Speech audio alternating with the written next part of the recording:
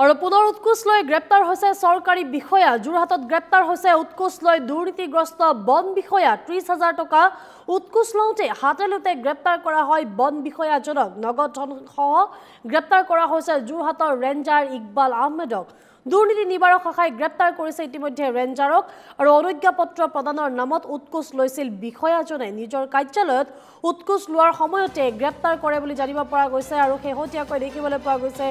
বিভিন্ন সময়ৰ পৰা দেখিবলৈ পোৱা গৈছে এনেদৰে চৰকাৰী একাংশ বিষয়াই বা কৰ্মচাৰীয়ে বিভিন্ন জনৰ লোকৰ পৰা কাম কৰিবলৈ আহা বা নিজৰ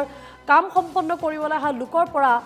ধন দাবী কৰা প্ৰসংগ প্ৰতিবাৰে দেখা দিয়া দেখিবলৈ পোৱা গৈছে তাৰ সমান্তৰালভাৱে আৰক্ষী অভিযান অব্যাহত ৰাখিছে আৰু পুনৰ উৎকোচ লৈ গ্ৰেপ্তাৰ হৈছে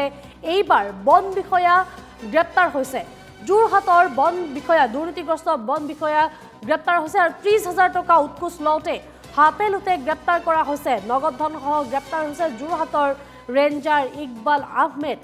দুৰ্নীতি নিবাৰক শাখাই গ্ৰেপ্তাৰ কৰিছে ৰেঞ্জাৰক অনুজ্ঞাপত্ৰ প্ৰদানৰ নামত উৎকোচ লৈছিল এজন লোকৰ পৰা ৩০,০০০ টকা উৎকোচ লৈছিল বিষয়াজনে আৰু নিজৰ কাৰ্যালয়ত উৎকোচ লোৱাৰ সময়তে হাতেলুতে ধৰা পেলাই ভিজিলেন্সৰ দলে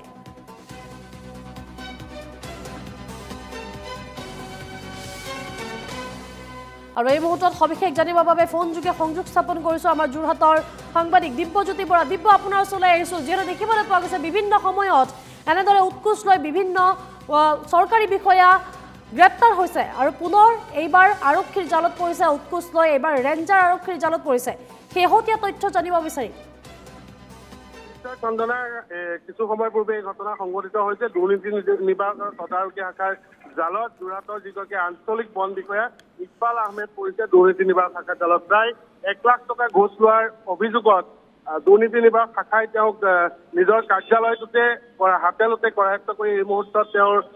বিৰুদ্ধে অভিযান চলাই আছে ভিতৰৰ ভাগত আৰু আপোনাক উল্লেখ কৰিব বিচাৰো যে এইগৰাকী ইকবাল আহমেদ নামৰ যিগৰাকী আঞ্চলিক বন বিষয়া এই বন বিষয়াগৰাকীৰ বিৰুদ্ধে NKTVত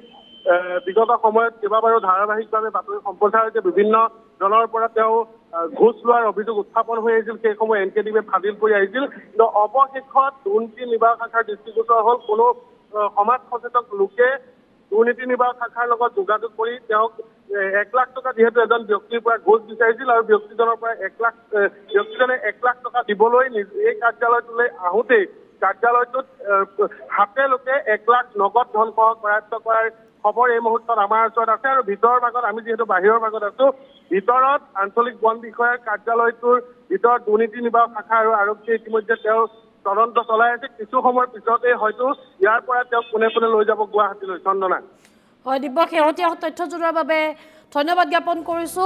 আৰু এনেদৰে দেখিবলৈ পোৱা গৈছে এইবাৰ ঘোষ লৈ পুনৰ গ্ৰেপ্তাৰ হৈছে এইবাৰ বন বিষয়া গ্ৰেপ্তাৰ হৈছে বুলি জানিব পৰা গৈছে